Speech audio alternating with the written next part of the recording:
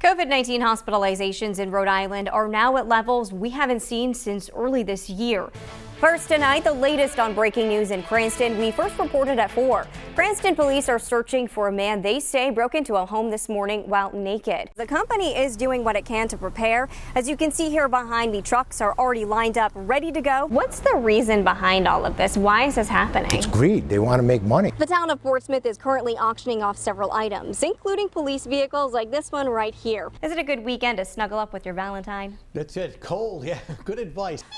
Don't just use color to determine when the turkey is fully cooked. And National Grid says they'll keep working until the last customer is restored. Should we start breaking out our hats and scarves now? Yeah, you might in the morning. The Rhode Island 9 and 10-year-olds are one of 8 teams in their division from all over the country, and they're heading to Florida for a business trip. As you can see here over my shoulder, there's really not that many cancellations or delays. Massachusetts Governor Charlie Baker is again praising residents for following the rules. I like that 63 on Monday. For one day. If you don't have a financial plan yet, so a financial group tells me, that's okay. The wind really just started to pick up within the last few hours. As you can see, it's still raining out here. Halloween should be good. We should be done with the stormy weather by then. Secure the Halloween decorations. It's hard to believe these gravestones had TVs, mattresses, and other trash on them this morning. Hardware stores I spoke with say they haven't had any problems getting shovels or other snow removal products. It's the same story we're hearing from viewers. It takes months to get approval. And one woman tells me the process was frustrating and scary all at once. As we've reported, Rent Relief RI is a federal assistance program aimed at helping those affected by COVID-19 with rent and utilities. And it was scary because you're just stuck in a constant state of flux and not knowing if you're going to be okay. Anastasia Strike tells me she was laid off in June, applied for rental assistance through Rent Relief RI right away, but says over the last few months she'd called to find the status of her application to learn the documents she'd uploaded had somehow gone missing. When you have emails that show that you've sent the same documentation to several different people, so it's just very frustrating. We went to RI Housing to speak with spokesperson for Rent Relief RI, Chris Hunsinger, but she was unavailable. In a statement she sent to 12 News, she says, quote, information received from the call center is an accurate report of where that application is in the process at the moment the applicant calls. But this isn't the first time we've heard of this happening. So they're asking for information they already have. The same documents to upload at least 5 times, the same document. And it never gets uploaded.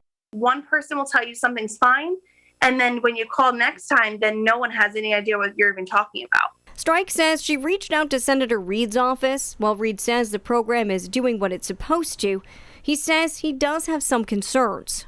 The money's available and it's not getting out. Data from the Rent Relief RI dashboard shows out of the 5,500 plus applications that have been submitted, a little more than 3,700 have been approved.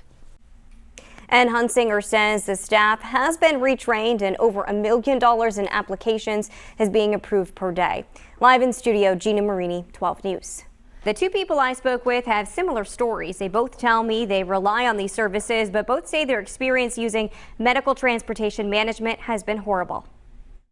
Medical Transportation Management is contracted through the state to organize non-emergency medical rides for thousands of Rhode Islanders like Edward Ramos. Even today I use them to go to the dentist, and they were supposed to pick me up at 10:45. They didn't pick me up until almost 11:30. Ramos says he's recently been confined to a wheelchair. He says today's experience is just one of many he's had with MTM in recent weeks. And Ramos isn't alone. Not good all the way through from beginning and end.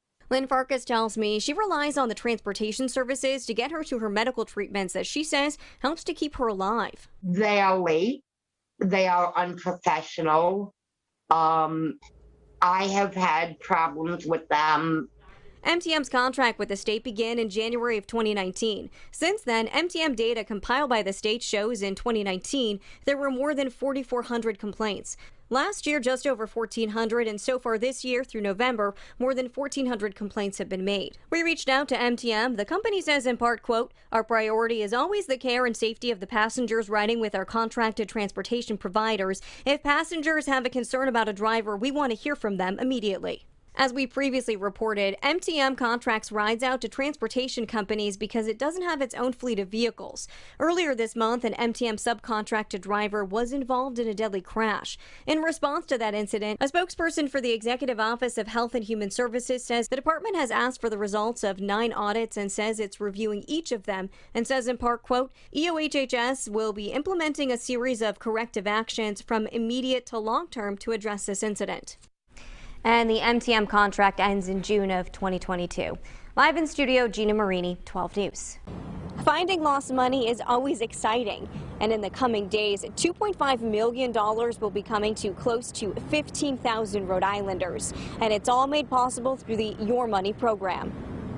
Oh, I was very excited. It's like, oh, great, I can get this money back. It's not like now it's gone forever. Mary Lana DiCristofano is just one of thousands of Rhode Islanders with missing money and unclaimed property. She says she had some heating problems at the end of last year and forgot about a checking account. Actually started from my father years and years ago when he always said, you need an emergency account. Within the next few weeks, General Treasurer Seth Magaziner says close to 15,000 Rhode Islanders will be receiving a check in the mail because of the Your Money program that automatically matches unclaimed property to its rightful owners. This money doesn't belong to the state. It doesn't belong to the companies that were holding this money before.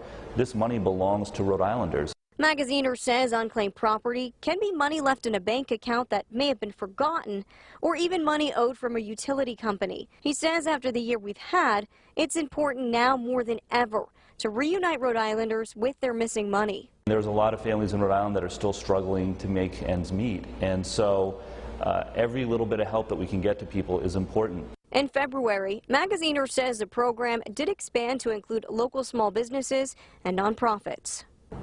And if you don't receive a check, that doesn't mean you don't have lost or forgotten money. There's a link on our website. Just head to WPRI.com to check. In Providence, Gina Marini, 12 News.